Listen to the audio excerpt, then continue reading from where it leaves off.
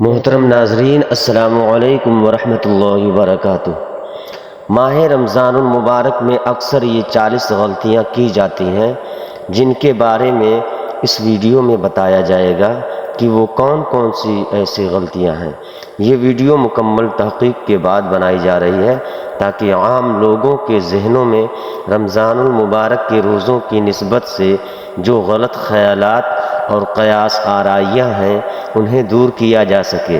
Number 1، بہت سے لوگ کھانے پینے میں بے پناہ اسراف و فضول خرچی سے کام لیتے ہیں، جبکہ اس مہینہ میں بھوک اور پیاس کے ذریعہ فقراء اور مساکین کے فقر و فاقہ کا تصور کرتے ہوئے اپنے اندر خشوع و عاجزی پیدا کی جائے اور کھانے اور پینے میں حد درجہ بد احتیاطی کرنا روزہ کی اصل شرائط کے منافی عمل ہے۔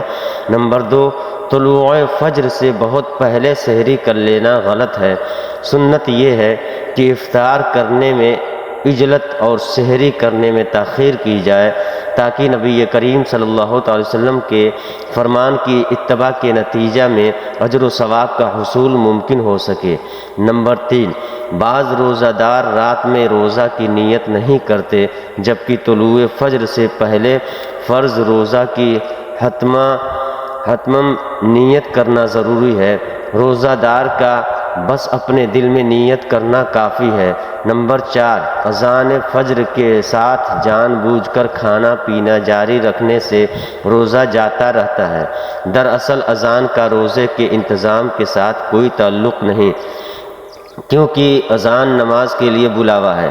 نمبر 5، رمضان کی آمد سے ناواقف شخص کا کھانے پینے سے نہ رکنا غلط ہے، لہٰذا مسلمان پر ضروری ہے کہ اس بات کا علم ہوتے ہی باقی کے دن میں کھانے پینے سے باز رہے۔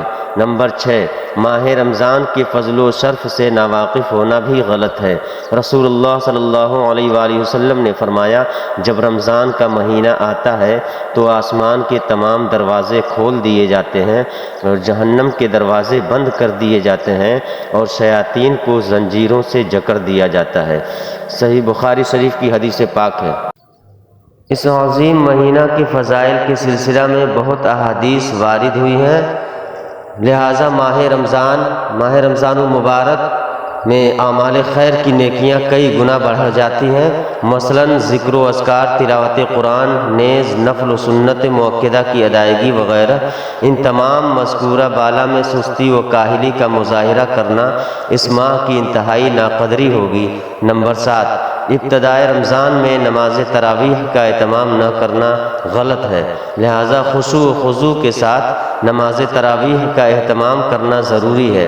نمبر 8، بھول کر کھانے پینے والے کو فارغ ہونے تک نہ روکنا غلط ہے۔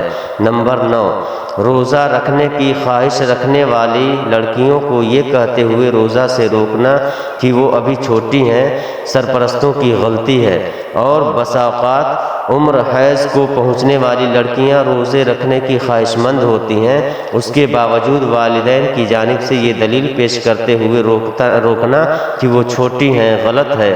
نمبر 10، غلطی سے کھانے پینے والے کے روزہ میں شک ظاہر کرنا بھی غلط ہے۔ نمبر 11، روزہ میں مہندی لگانے کو گناہ سمجھنا غلط ہے۔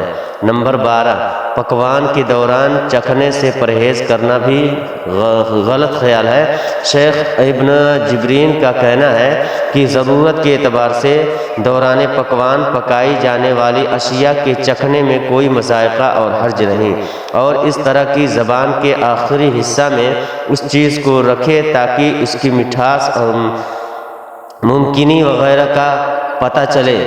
یہ بات ذہن نشین رہے کہ اس کا کچھ بھی حصہ گلے سے نیچے نہ اترنے پائے، بلکہ وہ اس کو تھوک دے یا اپنے منہ سے نکال دے۔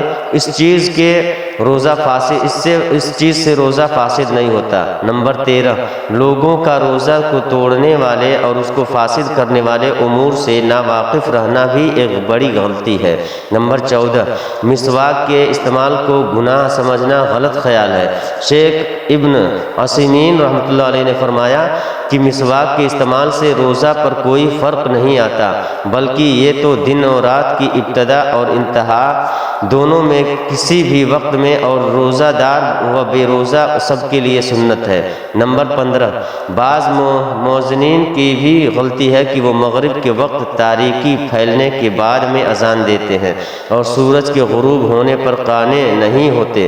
نمبر 16، افطار کا انتظام کرنے والوں کے حق میں دعاؤں کا اہتمام نہ کرنا غلط ہے، یعنی افطار کا انتظام و انصرام کرنے والوں کے حق میں روزہ داروں کا دعا میں غفلت اور کوتاہی برتنا بھی ایک غلطی ہے۔ نمبر 17، رمضان کی راتوں میں جمعہ کو حرام سمجھنا بھی ایک بڑی غلط فہمی ہے، جبکہ یہ حرمت محض اوقات روزہ ہی میں ہے اور رات کے کسی بھی وقت میں یہ چیز بالکل حلال ہے۔ نمبر 18، طلوع فجر سے قبل حیض و نفاس سے پاک ہونے والی خواتین کا روزہ سے باز رہنا یعنی روزہ نہ رکھنا بھی غلط ہے۔ نمبر 19، یہ بھی غلطی ہے کہ بعض خواتین بلند آواز سے روتی ہیں۔ نمبر 20، صبح کے وقت جنبی ہونے پر گناہ کا خیال کرتے ہوئے کہ اس کا روزہ باطل ہو گیا اور اس کی قضا واجب ہے، یہ خیال غلط ہے، بلکہ اس کا روزہ درست ہے اور روزہ باطل نہ ہوگا اور نہ ہی اس پر روزہ کی قضا واجب ہوگی۔ نمبر 21، نماز تراویح کے لیے خواتین کا عطر لگانا نکلنا جائز نہیں۔ نمبر 22، بعض روزہ دار سوتے رہ جانے کی وجہ سے ظہر اور عصر کی نمازوں کو تاخیر سے ادا کرتے ہیں اور یہ عظیم خطاؤں میں سے ہے۔ نمبر 23، افطار کرنے میں تاخیر کرنا بھی غلط ہے، کیونکہ سنت سے ثابت ہے کہ وقت کے داخل ہونے کا یقین ہوتے ہی روزہ دار افطار کرنے میں عجلت کرے۔ نمبر 24، بعض روزہ دار احتیاط کی حجت قائم کرتے ہوئے مؤذن کی اذان ختم ہونے تک افطار سے رکے رہتے ہیں، یہ بھی غلطی ہے۔ نمبر 25، افطار کے وقت روزہ داروں کا دعاؤں سے غفلت اور لاپرواہی برتنا رمضان کریم کے فوائد و ثمرات کی بہت بڑی ناقدری ہے۔ نمبر 26، بعض مسلمانوں کا رمضان کریم کی آخری عشرہ میں کپڑے، مٹھائی وغیرہ کی خریداری میں مصروف مگن ہو جانا بہت ہی بڑی خطا اور غلطی ہے اور ان فضل و شرف والے اوقات کو ضائع کرنا ہے جس میں لیلۃ القدر متعین کی گئی ہے۔ نمبر 27، بعض مریض اپنے مرض کے باوجود روزہ نہ رکھنے کو گناہ تصور کرتے ہوئے مشقت اٹھاتے ہوئے روزہ رکھتے ہیں، یہ سراسر غلط ہے اور حق یہ ہے کہ اللہ تعالیٰ نے لوگوں سے تکلیف کو دور کر دیا ہے اور مریض کو اس بات کی اجازت اور رخصت دی ہے کہ وہ روزہ چھوڑ دے اور بعد میں ان کی قضا کر لے۔ نمبر 28، بعض روزہ داروں کا مغرب کی اذان کے بعد افطار میں اس قدر مشغول رہنا بھی غلط ہے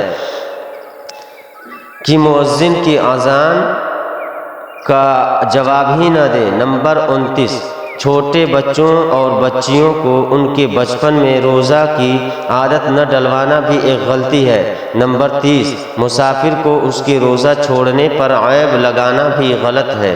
نمبر 31، رمضان کریم کے مہینہ میں شدید غصہ، چیخ و پکار اور گالی گلوچ کرنا روزے کے اعمال کو ضائع کرنے کا باعث ہوتا ہے۔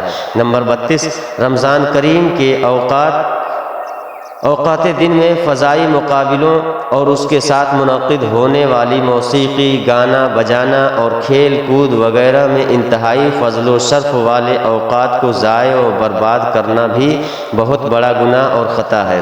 نمبر 33، قرآن کریم کی تلاوت بغیر تدبر و تفکر اور اس کی مکمل تلاوت کرنے کے مقصد سے اس کو ترتیل کے ساتھ پڑھ لینا اور یہ سمجھنا کہ یہی کام درست ہے تو یہ بھی ایک غلطی ہے، یعنی قرآن کریم کی تلاوت کے ساتھ ہی ساتھ اس کے ترجمہ اور مفہوم کو سمجھنا بہت ضروری ہے۔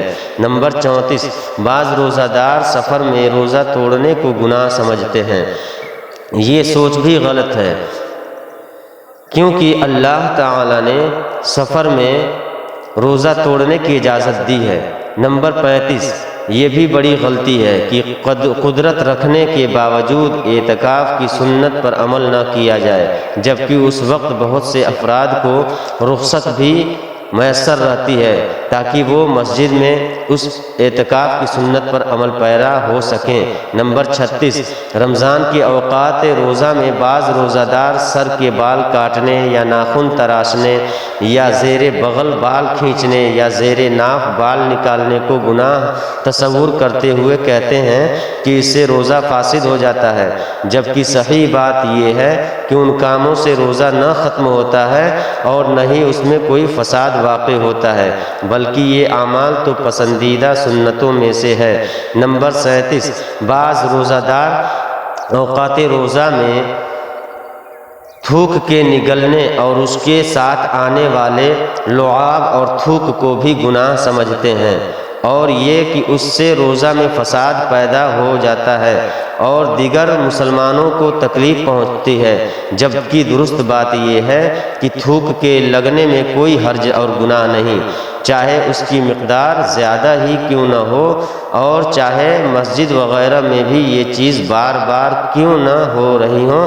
تاہم اگر یہ بلغم جیسی کوئی شے ہو تو اس کو نگلنا نہیں چاہیے، بلکہ اپنے پاس موجود رومال وغیرہ میں اس کو یعنی تھوک دے، اور تھوکنے کے دوران اتنی بلند آواز نہ نکالے کہ ہمسایہ نمازی کو تکلیف اور کراہیت محسوس ہو۔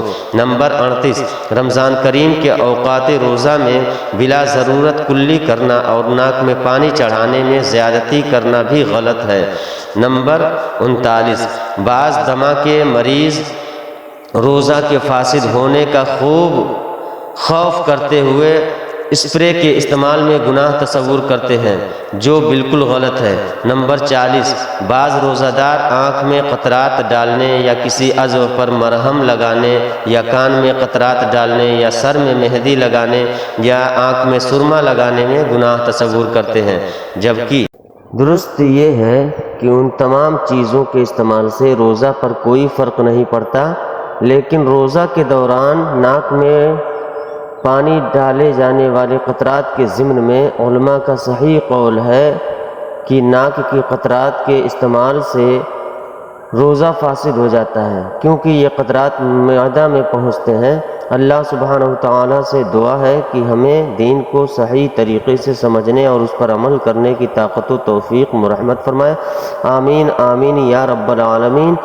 میرے دوستوں، آج کا ویڈیو اگر پسند آئی ہو تو لائک اور شیئر کریں تاکہ دوسرے مسلمان بھائیوں تک یہ خبر پہنچ جائے، اور چینل کو سبسکرائب بھی کریں۔ السلام علیکم ورحمۃ اللہ وبرکاتہ۔